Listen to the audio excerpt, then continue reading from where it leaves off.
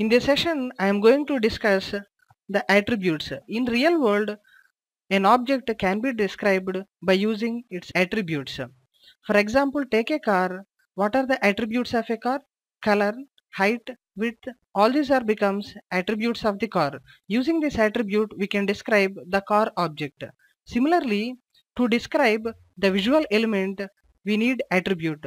For example, body is a visual element. To describe the body visual element, the attributes for the body visual element are height, width, background color, background image. And we know that to represent the body visual element, there is a tag name body. Then to represent the attributes of the visual element, now we need to improvise the basic tag syntax. Have a look at the syntax. The tag name followed by attribute 1 is equal to attribute value.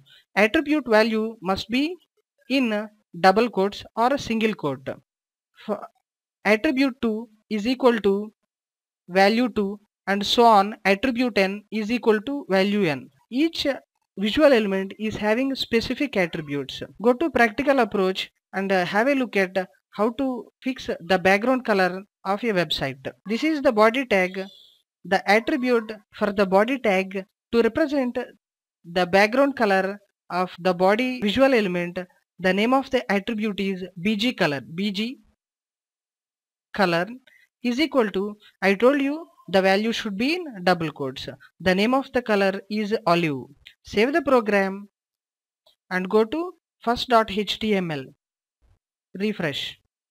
You can see the background of body visual element is described through its attribute bg color.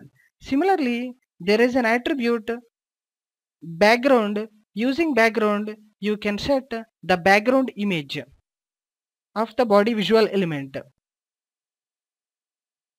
Background. Here you have to specify the path to image. Here the image name is bg1.jpg. The attribute name is background and its attribute value is bg1.jpg. Save, go to browser, refresh. You can see that the background image is represented, is specified through the body visual element attribute background. Next, I will explain anchor tag. So we know that in our web pages there is a links. When you click on the link, it will take you to some other page. Then how to do the job? This can be done by using anchor tag and its attribute href, that is href. The name of the tag is a start tag and end tag. The attribute to this anchor tag is href. Here you have to specify the link to which you have to jump.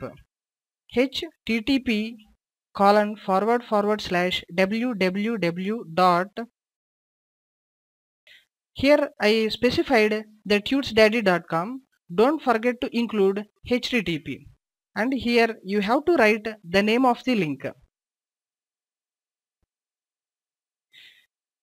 Here the content is the link. When you click on the link, it will take you to tutesdaddy.com. Here the name of the attribute is href. Save this program. And you can see here the link is appeared in blue color with an underline. When you take the mouse over the link, it will show you the hand symbol. When you click on it, it will take you to the tutesdaddy.com. This is about anchor tag. Next I will explain you the image tag. The image tag is self-ending tag. What is the meaning of the self-ending tag? Means we don't have to specify its end tag. Its name is img. We can specify its width and height through its attributes. The name of the attribute is width is equal to 300 and height is equal to 300, and there is an attribute src. The value of src is specify the path to the image that can be displayed as image. Here the file is in current working directory. Its name is desert.jpg.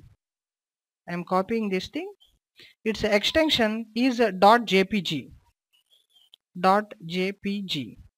Save this program, and you can see the image is displayed with a height 300 and width 300. And you can see here the image desert.jpg is displayed with a height 300, width 300. This is about image tag. From this I can conclude that to represent a visual element we need to make use of HTML element.